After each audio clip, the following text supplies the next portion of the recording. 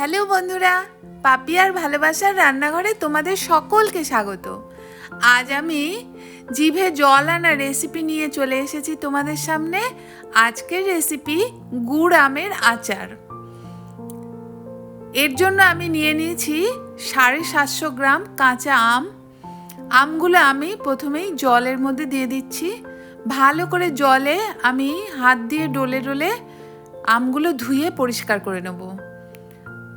ভালো করে ধুয়ে নেবার পর এগুলো একটা শুকনো কাপড় দিয়ে মুছে নেব, যাতে আমগুলোর গায়ে আর জল একটুও না থাকে। সেইভাবে মুছে নিয়ে আমগুলোকে আমি খোসা ছাড়িয়ে কেটে নেব।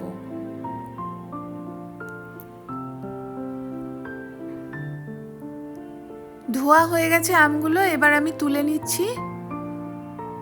আমি পরিষ্কার করে মুছে এবারে দেখো আমি কেটে নিয়েছি এইভাবে খোসা ছাড়িয়ে। আমগুলো একটু আঁটি হয়ে গেছে। এই আঁটি হয়ে গেলে একটু মাঝখানটা শক্ত থাকলে আচার কিন্তু খুব ভালো হয়। এবারে দেখো এর জন্য আমি একটা মশলা করে নিচ্ছি। 1 চামচ 5 ফোড়ন, 1 চামচ গোটা জিরে, 1 চামচ গোটা ধনে আর 1 চামচ মৌরি দিয়ে দিলাম, সাথে 2টো শুকনো লঙ্কা। একটু শুকনো খোলাতে আমি ভেজে নিচ্ছি। গ্যাসের আঁচটা একদম কমিয়ে দিয়ে আমি ভাজছি, নইলে মশলাটা পুড়ে যেতে পারে। মশলাটা ভাজা হয়ে গেছে, লাল লাল হয়ে গেছে এবং এর থেকে একটা সুন্দর গন্ধ বেরাচ্ছে। এবারে আমি গ্যাসটা বন্ধ করে দিচ্ছি, দিয়ে এটাকে ঠান্ডা হতে দেব। তারপরে আমি মশলাটা গুঁড়ো করে নেব। আমি একটা প্লেটে ঢেলে নিচ্ছি। একটু ঠান্ডা হলে আমি এটা মিক্সিং জারে দেখো গুঁড়ো করে নিয়েছি।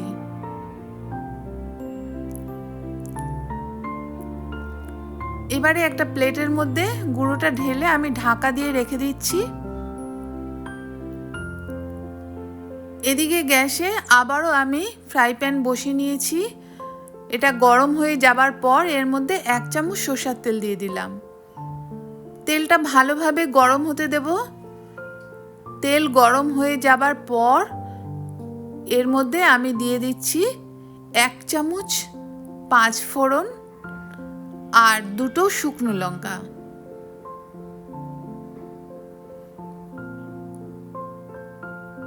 একটুখানি আমি নেড়ে নিচ্ছি।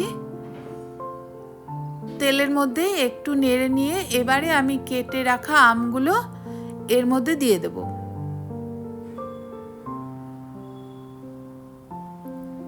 এক মিনিটের মতন নাড়িয়ে নিলাম।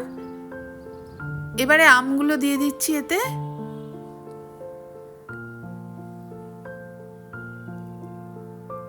এবার আমগুলো এর সাথে আমি ভেজে নেব। 5 থেকে 6 মিনিট আমগুলো আমি একটু ভেজে নেব। দিয়ে দিচ্ছি এতে স্বাদ মতো নুন, হলুদ দিয়ে দিলাম 1/2 চামচ আর দিয়ে দিলাম কাশ্মীরি লঙ্কার গুঁড়ো 1/2 চামচ। এটা কালারের জন্য দিলাম।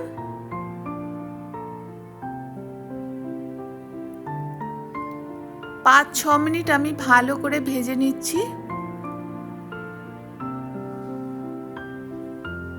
দেখো বেশ সুন্দর করে ভাজা হয়ে গেছে। আর আম কিন্তু খুব তাড়াতাড়ি সেদ্ধ হয়ে যায়, তাই কোনো অসুবিধা নেই। এবারে আমি এর মধ্যে গুড়ের পাউডার দিয়ে দিচ্ছি। 300 গ্রাম মতন পাউডার দিয়ে দিলাম। এই আচারটা বেশ টক ঝাল মিষ্টি হবে। আর আচার মানে জিভে তো জল চলে আসছেই, এখনই জল চলে আসছে। গুড়টা কিন্তু গলে গেছে। এবারে আমি কিছুক্ষণের জন্য একটু ঢাকা দিয়ে রেখে দিচ্ছি, তাহলে আমটা ভালো করে সেদ্ধ হয়ে যাবে। আমি কিন্তু এর মধ্যে একদমই জল ব্যবহার করিনি। দেখো 6 মিনিট পর আমি ঢাকনাটা খুললাম। আমগুলো কিন্তু সেদ্ধ হয়ে গেছে। এবার গুড়ের সাথে ভালো করে আমগুলো মিশিয়ে নিচ্ছি।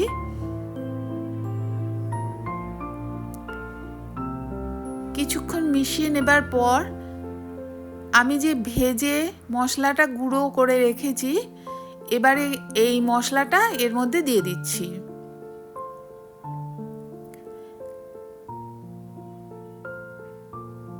আমি অল্প একটু রেখে বাকি পুরো মশলাটাই এর মধ্যে দিয়ে দিলাম। মশলাটা ভালো করে মিশিয়ে নিচ্ছি। খুব সুন্দর একটা গন্ধ বেরিয়েছে মশলাটা দেবার পর, আর আমের সাথে গুড়ের মাখামাখি হয়ে মশলা দিয়ে একটা দারুণ সুন্দর গন্ধ বেরিয়েছে, জিভে কিন্তু জল চলে আসছে। এবারে দিয়ে দিচ্ছি এর মধ্যে 1 চামচ ভিনিগার। ভিনিগারটা দিলে এই আচারটা নষ্ট হবে না, দীর্ঘদিন কিন্তু আচারটা সংরক্ষণ করে রাখা যাবে। ভালো করে মিশিয়ে নিয়ে মিনিট 2 আমি আরেকটু নাড়িয়ে নিয়ে এবারে আমি গ্যাস বন্ধ করে দিয়ে আচারটা নামিয়ে নেব। একটু ঠান্ডা হয়ে যাবার পর এই আচারটা আমি যে কোনো কন্টেনারে, বিশেষ করে কাঁচের যদি কন্টেনার হয় তাহলে খুব ভালো হয়, এর মধ্যে আমি তুলে রেখে দেব। কিছুটা ঠান্ডা হয়ে গেছে আচারটা। দেখো একটা ছোট বাটিতে আমি তুলে তোমাদেরকে দেখাচ্ছি কত সুন্দর হয়েছে আচারটা। এই গুড় আমের আচার খেতে ভীষণই টেস্টি লাগে, আর আচার মানেই তো টেস্ট হয়, আর এটা বিশেষভাবে অনেক দিন রাখাও যায়। দেখো আমি একটা কন্টেনার ধুয়ে পরিষ্কার করে রোদে শুকিয়ে রেখেছি। এবারে এই কন্টেনারের মধ্যে আমি আচারগুলো ভরে নিচ্ছি। দীর্ঘদিন কিন্তু এই আচারটা ভালো থাকবে।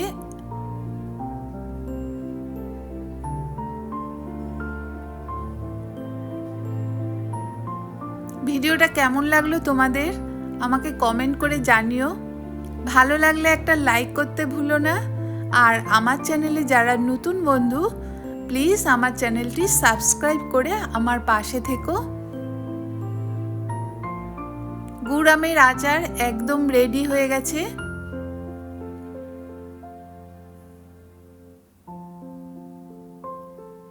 এই গরমকালে আচার তো নানানভাবেই তৈরি হয়।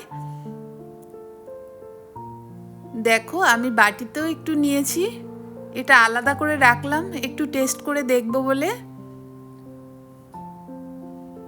আজকের মতন তাহলে এই অবধি, আবার দেখা হবে অন্য কোনো রেসিপিতে তোমাদের সঙ্গে।